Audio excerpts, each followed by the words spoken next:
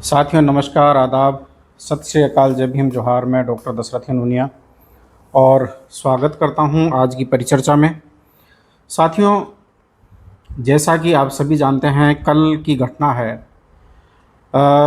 Chief justice of India B.R. Gavai को जिस प्रकार से भरी अदालत में जो है उनके ऊपर जूता उछाला गया है एक संघीय वकील के द्वारा और उनका अपमान किया गया, ये घटना अपने आप में बहुत बड़ी घटना है। हालांकि थोड़ा सा मैं अपडेट कर देता हूं कि जो वकील राकेश किशोर जिसने CJI गवई के ऊपर जूता उछाला था मारने के लिए, CJI गवई ने उस व्यक्ति को उसका जूता भी दिलवा दिया और पुलिस के द्वारा गिरफ्तार कर लिया गया था, उसको रिहा भी करवा दिया है। यानी CJI ने उसको माफ़ कर दिया है। ये चीफ जस्टिस जो B.R. गवई साहब है, ये उनका बहुत बड़ा दिल है और ये इस बात को सिद्ध करता है कि ऐसा यानी कि एक तरह से जो साहस है या इस प्रकार की उदारता है वो कौन से लोग कर सकते हैं, ये आप जो है वो समझ सकते हैं। तो CJI गवई साहब के द्वारा जिस उदारता का परिचय दिया गया है, इसके लिए हम उन्हें कोटि कोटि नमन करते हैं, उनको सलाम करते हैं, ये बहुत अच्छी बात है। लेकिन साथ ही साथ उस जो है वकील के द्वारा, जो सुप्रीम कोर्ट का जो है वकील था, और बार काउंसिल ऑफ इंडिया ने तुरंत उसके ऊपर एक्शन लेते हुए उसका जो है वो लाइसेंस है वो रद्द कर दिया है। लेकिन अपनी लाइसेंस रद्द करने की प्रक्रिया के बारे में वो कानून सिखाने का प्रयास है वो जो है बार काउंसिल को कर रहा था, लेकिन खुद कानून की वकालत करते हुए उसको खुद को कानून पता नहीं है कि वो खुद यानी कि एक तरह से कितने बड़े कानूनों का उल्लंघन कर रहा है, ये बात वो भूल जाता है। यानी वो अपने ऊपर ये बात आई है तो उसमें तो बार काउंसिल को वो कानूनों की यानी कि एक तरह से जो है दुहाई दे रहा है कि उसका जो बार काउंसिल का जो लाइसेंस जो है, वकालत का जो लाइसेंस सब जगह से यानी कि एक तरह से उसका लाइसेंस रद्द करने का जो आदेश दिया गया है वो गलत है। लेकिन उसने यानी कि एक तरह से किस प्रकार से कानून का उल्लंघन किया है ये उसे पता नहीं है। चलिए खैर, ये तो बात हो गई राकेश किशोर के बारे में, जिसने अपना नाम बताया डॉक्टर राकेश किशोर। और सबसे बड़ी बात यह है कि इतनी बड़ी घटना को अंजाम दिए जाने के बावजूद उस व्यक्ति का ये कहना है कि उसे यानी कि एक तरह से किसी प्रकार का कोई अफसोस नहीं है कि उसने यानी कि एक तरह से जो है CJI के ऊपर जो है जूता है वो उछाला है, उसे यानी कि एक तरह से कोई वो नहीं है। ना मैं माफी मांगने वाला हूँ, ना मुझे अफसोस है।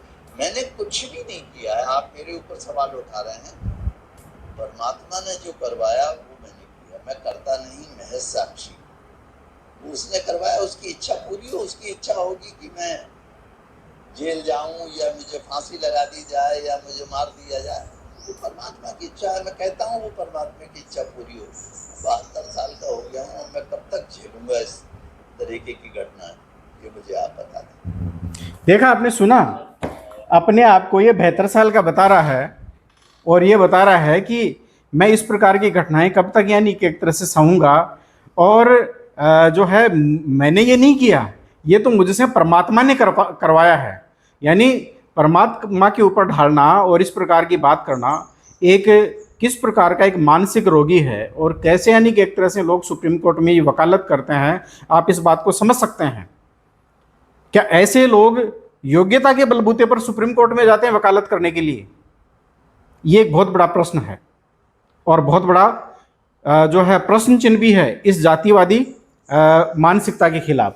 साथियों, ये तो बात होगी इसके संदर्भ में। अब सबसे बड़ी बात, दूसरी महत्वपूर्ण बात जो मैं करना चाहता हूं आप लोगों के साथ में, वो ये है कि क्या अर्जुन राम मेघवाल जो कि कानून मंत्री है और खुद ऐसे समाज से हैं, राजस्थान से आते हैं, और वो बिल्कुल चुप है।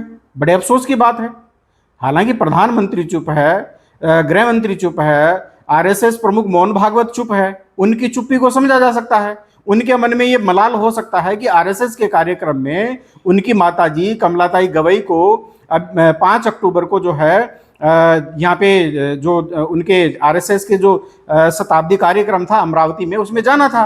अमरावती में कार्यक्रम में जो है जब सोशल मीडिया के ऊपर इस बात को लेकर काफ़ी खिंचाई हुई और इसका ये बहस का मुद्दा बना, तो ऐसी स्थिति में कमलाताई गवई ने जो है, जो कि सीजीआई की जो है माताजी हैं, उन्होंने मना कर दिया, तो शायद आरएसएस के मन में एक तरह से ये सवाल था। अच्छा, दूसरी बात ये भी है कि इसी दौरान जो है सीजीआई जो है वो मॉरिशस चले गए थे और उनको लगा कि शायद हो सकता है कि वो यहाँ पर रहते तो आरएसएस के द्वारा या प्रधानमंत्री के द्वारा या सरकार के द्वारा उनके ऊपर किसी प्रकार का कोई दबाव बनाया जाता, तो उन्होंने यानी कि एक तरह से जो है इस मामले में अपने आप को अलग रखना बेहतर समझा और मॉरिशस चले गए। और मॉरिशस में यानी कि एक तरह से रहने के बाद में जब वापस आए और कल जब वो सुप्रीम कोर्ट की कार्रवाई में जब वो भाग ले रहे थे, तो उस दौरान यानी कि एक तरह से घटना को अंजाम दिया गया। इसीलिए जो है सरकार के ये जो लोग हैं, इन्होंने यानी कि एक तरह से कोई बयान है वो नहीं दिया और ना ही यानी कि एक तरह से इसके ऊपर किसी प्रकार का कोई खेद व्यक्त किया है।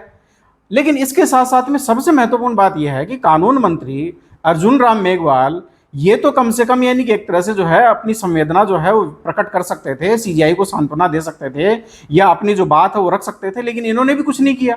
और सबसे बड़ी अफसोस की बात यह है कि अभी जब सीजीआई जो है बीकानेर गए थे, राजस्थान में जब गए थे, तो राजस्थान में जो है कानून मंत्री अर्जुन राम मेघवाल के द्वारा बीकानेर में उनका भव्य स्वागत किया गया और अपने साथ में जो ऊंट गाड़ी है उसमें बिठाकर जो है वो उसकी जो है उनका भ्रमण करवाते हैं, उनको वहां पर अपने साथ में घुमाते हैं। लेकिन जब इतनी बड़ी घटना हो जाती है तो अर्जुन राम मेघवाल चुप रहते हैं।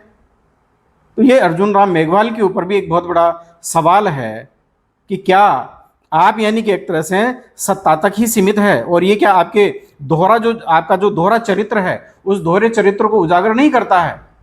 तो ये भी एक बहुत बड़ा सवाल है। और अर्जुन राम मेघवाल की जो चुप्पी है ये भी विशेष रूप से जो संविधान को मानने वाले जो लोग हैं, जो संवैधानिक व्यवस्था के जो पक्षधर लोग हैं, उनको ये कमी है बहुत गहरे रूप में यानी कि एक तरह से जो है वो खल रही है। सुप्रीम कोर्ट में सीजीआई पर हमला होता है, सत्ता और संगठन के बीच शीर्ष नेताओं की चुप्पी और कानून मंत्री की निष्क्रियता, सीजीआई परिवार का आरएसएस कार्यक्रम से दूरी बनाना, ये ऐसी कुछ घटनाएं अभी यानी कि एक तरह से लेटेस्ट तौर पर देखने को मिली है। अब देखते रहिए कि आगे यानी कि एक तरह से और क्या क्या घटनाएं हैं वो अंजाम है वो दी जाती है। साथियों, एक बार पुनः अपील करना चाहूँगा कि आपको हमारा वीडियो और कंटेंट पसंद आता है तो आप हमें ज़रूर सपोर्ट करें और हमारे चैनल को जो है वो सब्सक्राइब करें, वीडियो को लाइक करें और इसे शेयर करें। साथ ही साथ अपील करना चाहूँगा कि यदि आप संविधान, सत्य, विज्ञान, मानवता, मानवाधिकार और अंतर्राष्ट्रीय कानून, कॉस्ट्यूम humanism, Ambedkarism, equality, liberty, fraternity और जस्टिस, ज्ञान, विज्ञान, मानवता में विश्वास करते हैं तो आप हमसे जुड़े, अम्बेडकर पार्टी ऑफ इंडिया से जुड़े। बहुत बहुत धन्यवाद।